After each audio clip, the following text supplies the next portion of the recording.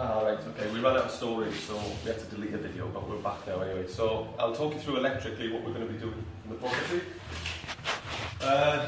Coming through this area, which will be the hall.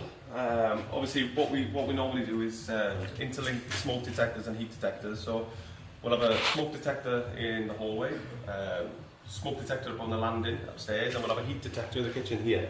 Normally, it'll be around about the centre here, so they're all interlinked, so it's like a fire safety system, if you like. There'll be downlighters, spotlights coming in everywhere. Spotlights in the kitchen area, and then we're going to get rid of the pendant, but what we'll have is probably like a nice contemporary light fitting, which we'll stick there, which will be nice. Again, something of this cable you pointed out. There's a modern consumer unit under there, 17th edition with dual RCD. So on first inspection it looked fine, and I was thinking, oh, we might just have to electrically adjust the property to what we want now. But yesterday, when I am a qualified electrician, by the way, so this is, don't try this at home, I don't know what I'm doing, but I do know what I'm doing. So basically, when the partition wall came out, I had to trim some cables back. This was a socket, which was down here.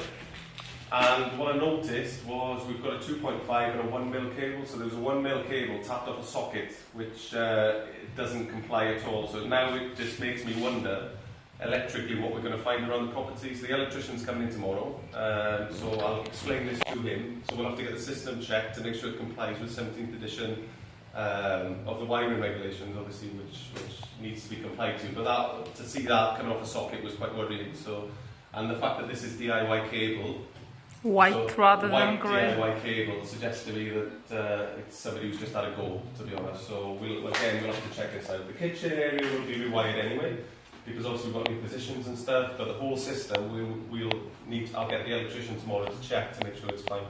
So obviously, like I say, on first inspection, the board looked promising. I was like, oh, happy days, we're just going to tap some cables off and it's going to be fine, it's going to be minimal, but this suggests to me there's probably more work than we thought. And obviously now there's a bit of electrical work out inside the utility area which we're going to put out there. So yeah, so I'll speak to the electrician tomorrow, it's all going to be fine. We've got the kitchen plans now, so I can point this out to him and he can start to wire for what he needs to wire, and he'll be here in the morning. Also, can I just pinch some video space? There doesn't seem to be enough sockets around the room, so I can only see one, so we probably need some extra sockets. Yeah, that's a good point actually, because obviously you can see, I think the rewire that was done, they've put surface accessories in, so you can see there's a front plate here, but also a plastic back box, which is a bit naff, to be honest. So what we always do is chase the cables in, chase the accessories in so they're flush with the wall. What we always do on our flips, which is fantastic electrically, is we always put white accessories upstairs. Downstairs always brushed chrome, so all the socket plates, switch plates will all be brushed chrome, any downlighters will be brushed chrome, fuse connection units will be brushed chrome, and it just adds to that kind of contemporary feel. It gives you the kind of I forgot to mention really really nice electrical feature that we do on our flips, which is fantastic. When we come into the kitchen, this is going to be stud that comes across here. And we're going to have obviously a light switch for two light switches for the area. There'll be one operating that light fitting in the centre there.